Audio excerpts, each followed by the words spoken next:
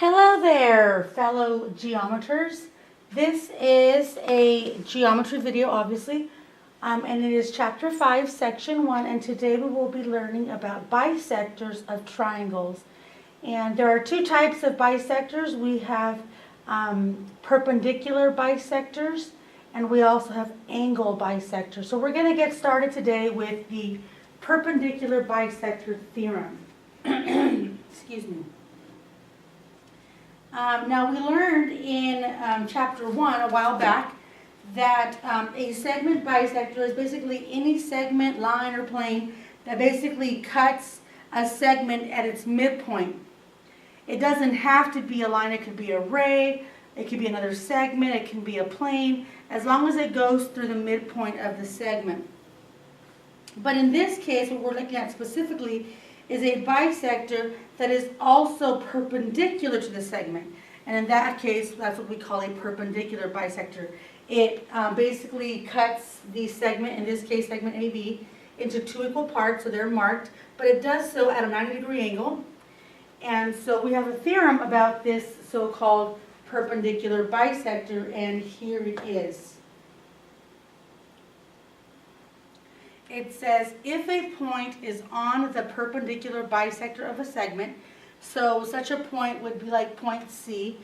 You can see that the perpendicular bisector in this case is line CD.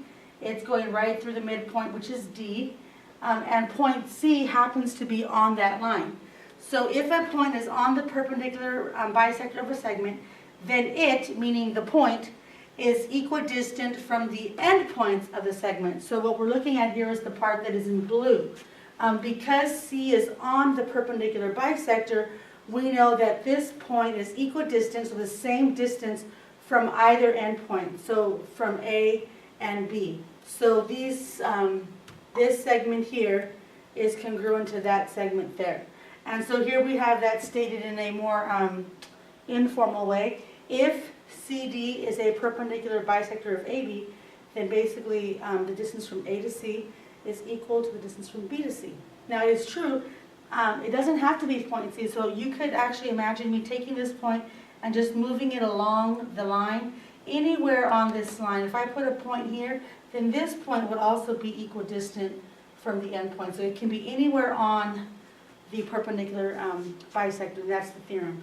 We also have the converse of that theorem. And notice that in this theorem, we know that the point is on the bisector of the segment. In this case, we don't start off knowing that it's on the bisector. We start off by knowing that the point is equidistant. So that's, it's worded backwards.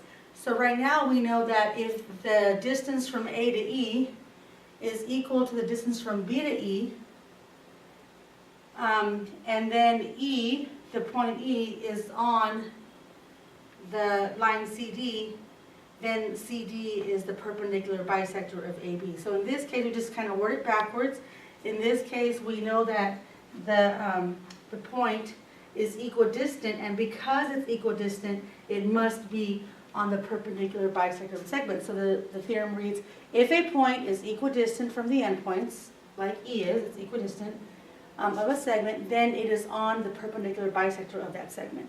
So we have it in both directions. So now we're going to do an example with this. And it says here, find each measure. And not sure if you can see it, but it says here on wave diagram, they want us to find AB. And we know that this distance, A to D, is 4.1. So the first thing we have to do is make sure that we're on the perpendicular bisector. We see the 90-degree angle, and we also see that these two segments are equal, which means that AC is the perpendicular bisector of segment BD. And therefore, if it's on the perpendicular bisector, then the point A has to be equidistant from point D and from point B. So since AD equals 4.1, which it says here, then also AB must equal 4.1 based on the perpendicular bisector theorem. Alrighty, so that's how we get that little guy. And then in part B, we have something similar. And in this case, we don't know that it's the perpendicular bisector because it's not marked, these two sides are not marked congruent. However, in this case, we're going to use the converse of the perpendicular bisector theorem because we do know that the point X is equidistant from Z, which is 9, it's 9 units away, and from W, it's also marked as 9 units away. So because the point X is equidistant from the endpoints of the segment, then X must be on the perpendicular bisector. And if it's on the perpendicular bisector, then WY, which is this piece of segment here, must equal 3 because YZ equals 3. And so by the converse of the perpendicular bisector theorem, we get the distance of WY is equal to 3 because YZ is equal to 3. Alrighty then. And then we have one that requires a little bit more algebra. And this is again the perpendicular bisector theorem. We can see that it's perpendicular and these are both congruent. So the line RS is in fact the perpendicular bisector. And because it's the perpendicular bisector, it needs to be equidistant from Q and T. And so this time we don't have an actual raw number for the distance, but we have an expression. So the distance from R to Q is 2x plus 3. And according to our theorem, it must be the same as RT, which is 4x minus 7. So I'm just going to write that here. RQ must equal RT, and then we substitute RQ with the expression 2x plus 3, and we substitute RT with the expression 4x minus 7, and then we basically just solve an algebra problem. So I'm going to move these two x's over here, and I'm going to add this 7 over here. That gives me 10 on the left and 2x on the right. When we divide by 2, I figure that x equals 5. And that is what they wanted, x equals 5. They are also asking us for the measure. It didn't say the directions to find the value of x. It's to define the measure. So in this case, they want RT. And so RT is 4x minus 7. So now after we get that, we want 4x minus 7. So I plug it in. So I'm going to get 20 minus 7, which will be 13. So RT equals 13. And that is how you do that. So now we're going to have you try this example, and then we're going to move on to points of concurrency. All right, so first of all, I want to give you a little bit of vocabulary. Concurrent lines. Basically, concurrent lines means when 3 or more lines intersect at a common point. So I have just a little example here, basically 3 different lines. We have line A, B, and C, and they all intersect in one point, which is called P. So this would be an example of concurrent lines. A point of concurrency, therefore, would be the point where the concurrent lines intersect. So in this case, the point of concurrency is P, the point where all the 3 lines cross. Now, why does that matter? Because every triangle has a couple of points of concurrency, actually 4 of them. And in this section, we're going to be talking about 2 specifically. And then in the next section, we'll be talking about 2 others. So for now, we're just going to be focusing on 2 of them. And the first is what we call the circumcenter. The point of concurrency of the perpendicular bisectors of a triangle is called the circumcenter. Every triangle, as we already said earlier, every segment has a perpendicular bisector. And since triangles have 3 sides, so 3 segments, then a triangle has 3 perpendicular bisectors. And so the point of concurrency of the perpendicular bisectors is the point where all of the perpendicular bisectors intersect, which I'm going to try to attempt to show you here with this diagram. And we call that point the circumcenter. Okay, so here is our theorem about the circumcenter. It says the perpendicular bisectors of a triangle intersect at a point called the circumcenter. This circumcenter is equidistant from the vertices of the triangle. So once I find the circumcenter, once I find that point, which right now is this point right here that I'm making nice and dark here, we'll call that point P. Okay, this circumcenter the blue dot right here, is equidistant from the vertices of the triangle. So be careful that you're reading the diagram correctly. It is equidistant from the vertices of the triangle. Now remember, the vertices of the triangle are A, B, C. So I'm talking about the segments that you see in my diagram that are green, which are color-coded here in the more informal description. Basically it says if P, point P, is the circumcenter of triangle ABC, then that means that from point P to point B, which is that green segment, is equal to P to A, which is equal P to C. Now what are you seeing here? What you're seeing here in red are the actual perpendicular bisectors. And again, I haven't made it exactly perfect, but I tried my best. And basically what you can see, you can tell that this segment DP is the perpendicular bisector of AB, because you can see that it's 90 degrees and then these two sides are equal. Same is true for PE. PE is the perpendicular bisector of AC, because again it's 90 and it's got these two equal. And then right here, really nice and small right here, you have a perpendicular bisector, it's 90 degrees. So the perpendicular bisector of BC is PF. And again, they're marked congruent and it's marked 90. It's a really small segment there, but it is there. And so when I drew the perpendicular bisector of each side, they all intersected right here at point P. Now, the part that the theorem is talking about is that once you find that point P, the theorem is not talking about the red segments, the theorem is talking about the green segments. Excuse me, because P is the circumcenter of triangle ABC, then the green segments, PB, PA, and PC are equal. All right. I am so sorry. I need to get me some water here. But, excuse me.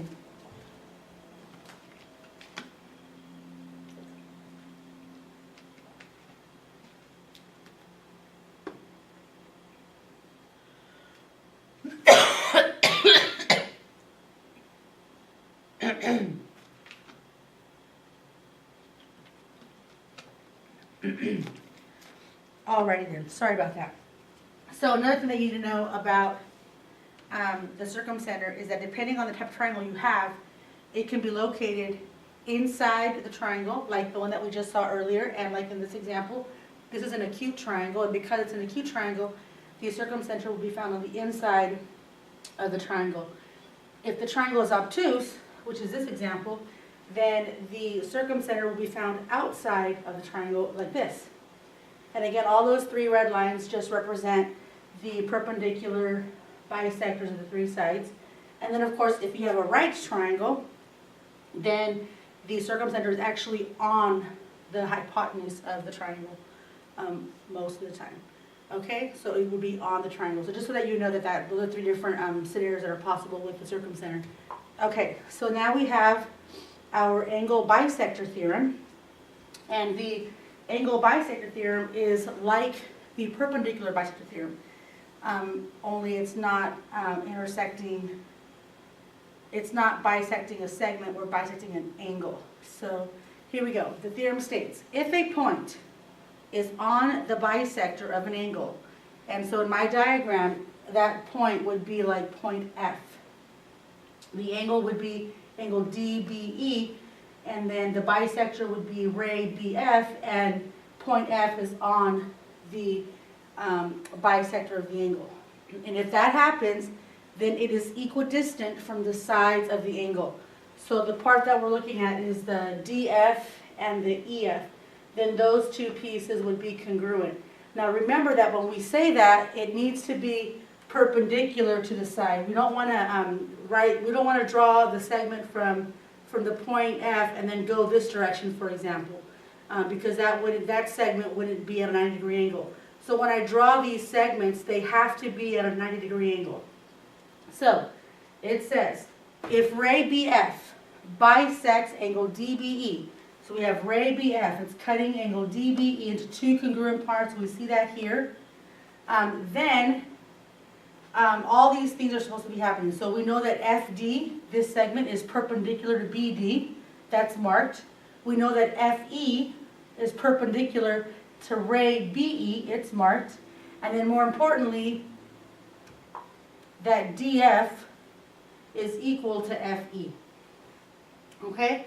So, and then of course we have our converse, which basically just reverses the direction in which we say that. So in this case, we don't know that the point on the perpendicular bisector. First, we know that it's equidistant. So in this case, you'll notice that it's marked congruent. And it says if a point in the interior, so it's got to be inside the angle. So point F is inside the angle. It's not out here somewhere. If a point is in the interior of an angle and it's equidistant from the sides, which is what we see here marked, then it is on the bisector of the angle. So basically, if DF is equal to FE, and of course, if DF is perpendicular to ray BD and EF is perpendicular to ray BE, then ray BF is definitely the bisector of angle DBE. All right. So now we're going to use that kind of in the like we did in the previous one as an example here. It says find each measure. So let us do that. It says to find XY. So what we see here is that XZ is the angle bisector because this angle is marked 41 and 41. So that means that it bisects the angle. These are perpendicular segments. So since XW is 7, then XY must also be 7.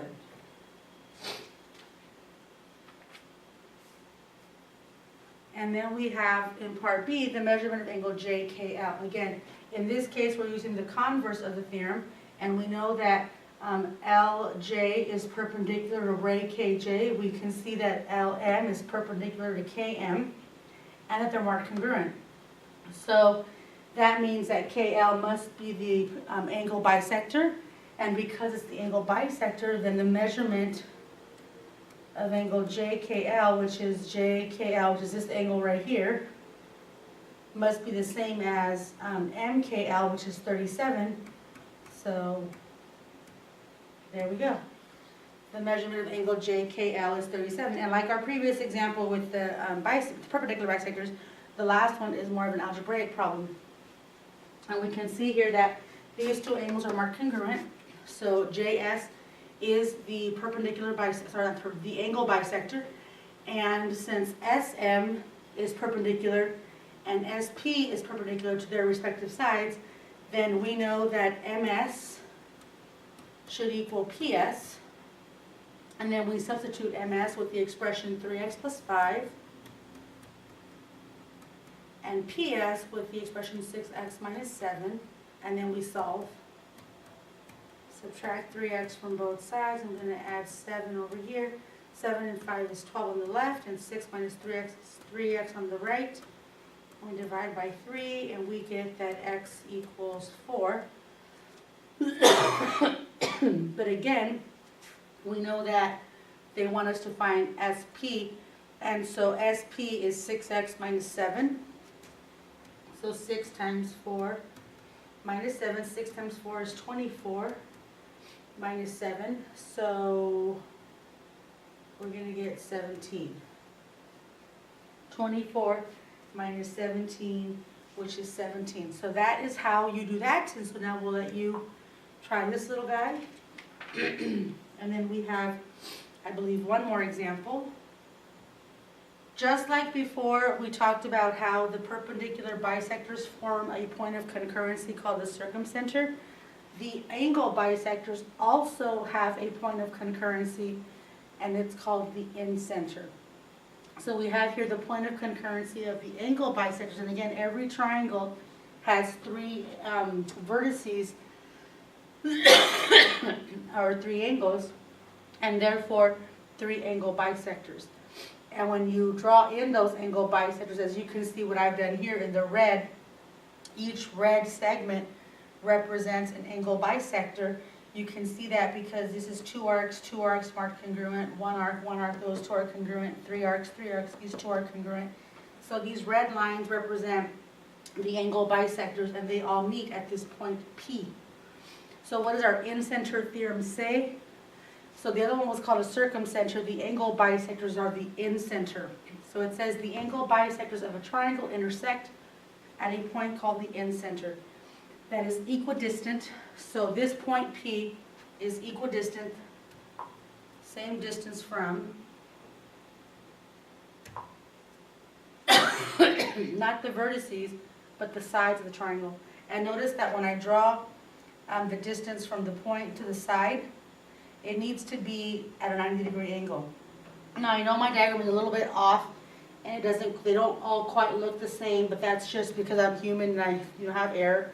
But the idea is that if you have the three angle bisectors, they will intersect at a point of concurrency that we call the incenter, and that point will be equidistant to the sides of the triangle. So here we have in an informal way, if P is the incenter of triangle ABC, then PD, and I've forgotten, so sorry, to put in all of my letters. So this is supposed to be A, B, C, D, E, F. My bad, so sorry. So now this makes more sense. So if P is the incenter of triangle ABC, then PD, so the distance from P to D, is equal to P to E, is equal to P to F. Alrighty? And then we have our last example. And it says find each measure if you are told that J, so here's point J, is the incenter of triangle ABC. So notice that when you look at this, it's not color-coded, but you can tell that the angle bisectors are these here that are cutting the angles into two equal parts. And then these parts, these perpendicular segments that are shown here, these are the parts of the theorem. These are all supposed to be the same. Okay, because they are told that J is the incenter, then that means that JD and JF and JE are all the same, and that these angles are all congruent or to each other. They're all bisected. So JF. So we want to find JF here, and we're given JE or JD. I don't see us being given anything. Let me make sure that I didn't write something down wrong on my diagram.